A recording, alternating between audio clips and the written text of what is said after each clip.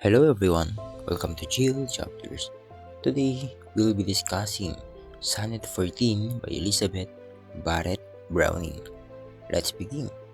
Sonnet 14 by Elizabeth Barrett Browning expresses the speaker's hesitation and emotional struggle in accepting love. She reflects on her fears, insecurities, and past suffering, which make her doubt whether she deserves happiness. Despite this uncertainty, the poem reveals her deep longing for love and emotional connection. And here's the analysis. The sonnet explores themes of love, vulnerability, and self doubt. Browning presents love as something powerful yet frightening, especially for someone wounded by past pain.